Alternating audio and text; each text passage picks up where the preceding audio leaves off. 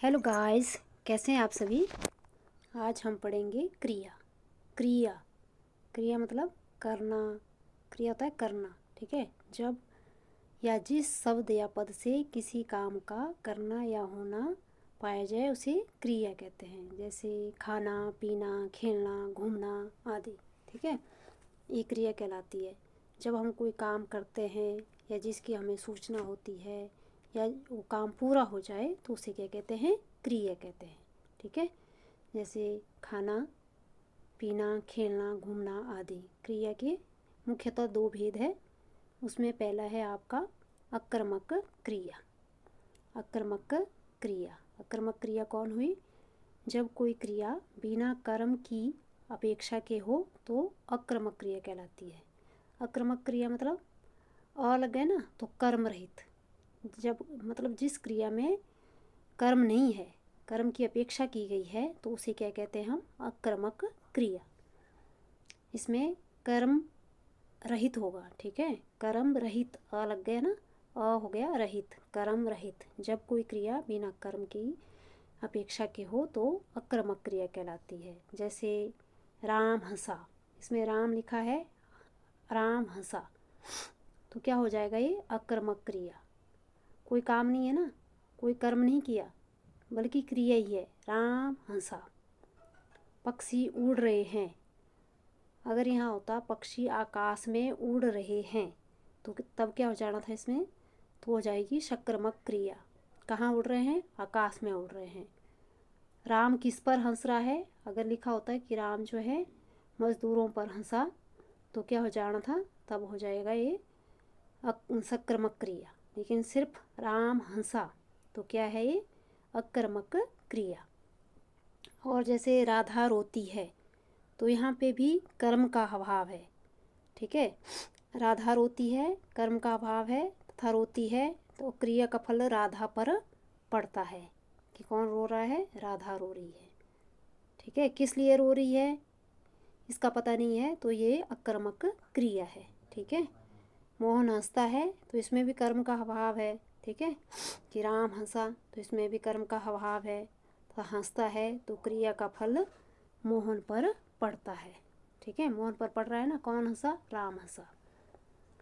कौन उड़े, पक्षी उड़ रहे हैं। ये नहीं बताया कि कहाँ उड़ रहे हैं, तो पक्षी आकाश में उड़ रहे हैं तो ये क्या हो जाना था आपका सकर्मक क्रिया, ठीक है। आगे हम करेंगे सकर्मक क्रिया। सकर्मक मतलब कर्म सहित, ठीक है। यह वह क्रिया है जिसके साथ कर्ता ही नहीं कर्म भी विद्यमान होता है। उदाहरण के लिए राम ने रावण को मारा, वाक्य में कर्ता राम एवं क्रिया, कर्ता कौन है, राम। राम ने रावण को मारा, वाक्य में कर्ता राम एवं क्रिया मारा के साथ कर्म के रूप में रावण भी विद्यमान है। देखो क्या बोला है, राम ने रावण को मारा, ठीक है।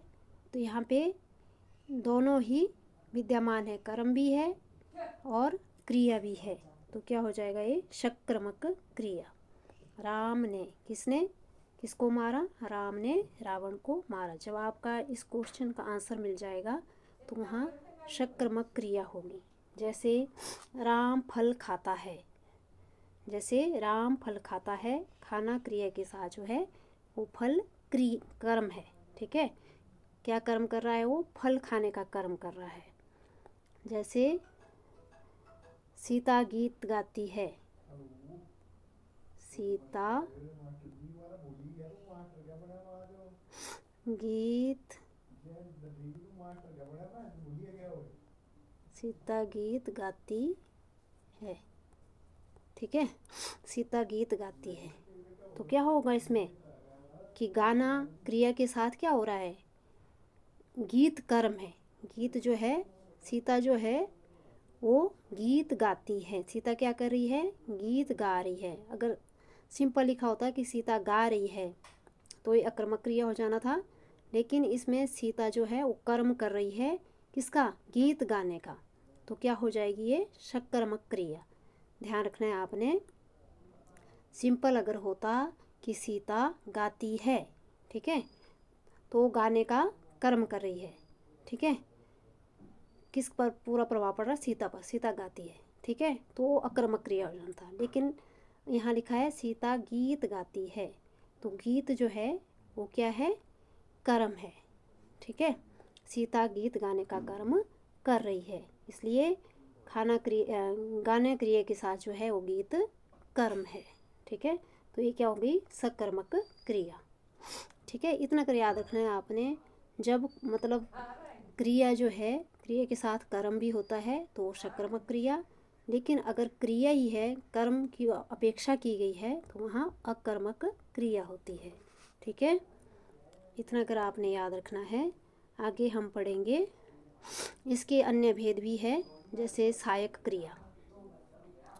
सहायक क्रिया मुख्य क्रिया के साथ प्रयुक्त होकर अर्थ को स्पष्ट एवं पूर्ण करने में सहायता करती है। जैसे मैं घर जाता हूँ, यहाँ जाना जो है कौन है क्रिया? यहाँ पे जाना, जाना मुख्य क्रिया है, और हूँ जो है ये सहायक क्रिया है, ठीक है। हूँ जो है वो सहायक क्रिया है, ठीक है। मैं घर जाता हूँ, इसमें क्रिया कौन हो गई? यहाँ जाना होगा मुख्य क्रिया, लेकिन सहायक क्रिया क्या हुई? हूँ। वे हंस रहे थे, यहाँ हंसना क्या है? हंस रहे थे, तो क्या हो गया? मुख्य क्रिया हो गई हंसना, और सहायक क्रिया कौन हुआ?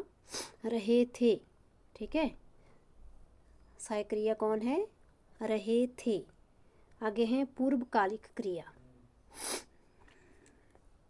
पूर्वकालिक क्रिया जब कर्ता एक की या समाप्त कर दूसरी क्रिया करना प्रारंभ करता है, तब पहली क्रिया को पूर्वकालिक क्रिया कहते हैं। जैसे राम भोजन करके सो गया। पूर्वकालिक मतलब पहले की, समय से पहले, कि पहले उसने कौन सा काम किया, उसके बाद क्या किया, ठीक है। पूर्वकालिक क्रिया जब कर्ता एक क्रिया को समाप्त करके दूसरी क्रिया का काम शुरू करता है, तब पहली क्रिया को पूर्वकालिक क्रिया कहा जाता है। जैसे राम भोजन करके सो गया, कि पहले राम ने भोजन किया फिर सो गया, तो इसमें कौन हुई? पूर्वकालिक, भोजन करके, पूर्वकालिक क्रिया, ठीक है।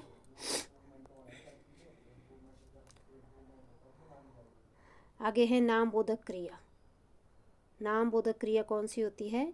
संज्ञा अथवा विशेषण के साथ क्रिया जोड़ने से नामबोधक क्रिया बनती है। जैसे लाठी मारना, लाठी मारना, ठीक है। लाठी हो गई संज्ञा, मारना हो गया क्रिया, रक्त हो गया संज्ञा, खोलना हो गया क्रिया, तो रक्त खोलना।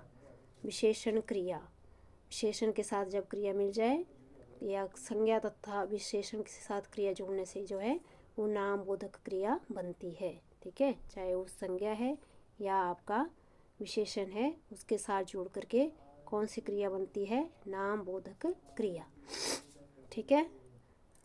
और उसके बाद आगे करेंगे हम द्विकर्मक क्रिया। द्विकर्मक क्रिया कौन होती है? जिस क्रिया के दो कर्म होते हैं उसे द्विकर्मक क्रिया कहते हैं। जैसे अध्यापक ने छात्रों को हिंदी पढ़ाई, इसमें दो कर्म है ना, छात्र और हिंदी। श्याम ने राम को थप्पड़ मार दिया, ठीक है। तो दो कर्म है, राम और थप्पड़, ठीक है। दो कर्म जहाँ पे हो जाए वहाँ पे क्या कौन सी क्रिया होगी? द्विकर्मिक क्रिया।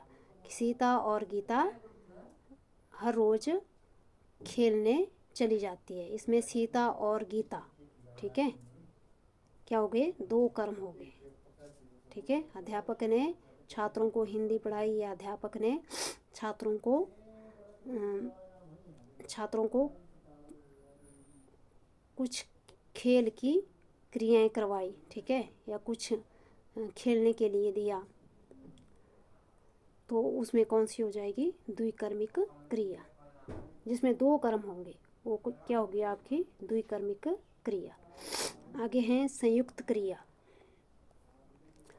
जब कोई क्रिया दो क्रियाओं के संयोग से निर्मित होती है तब उसे संयुक्त क्रिया कहते हैं। जैसे जब कोई क्रिया दो क्रियाओं से, जैसे वह खाने लगा, मुझे पढ़ने दो, वह पेड़ से कूद पड़ा, मैंने किताब पढ़ ली।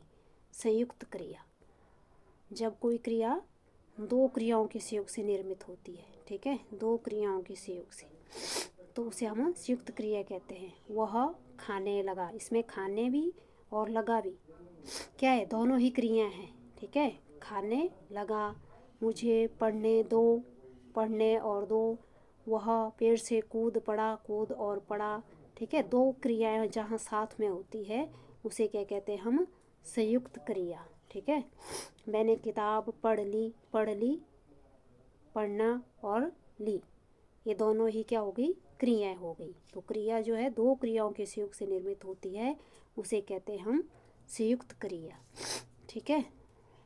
तो ये आपने याद रखना है कि कहाँ पे कौन सी क्रिया आती है। एक और क्रिया होती है, वो होती है आपकी प्रेरणार्थक क्रिया।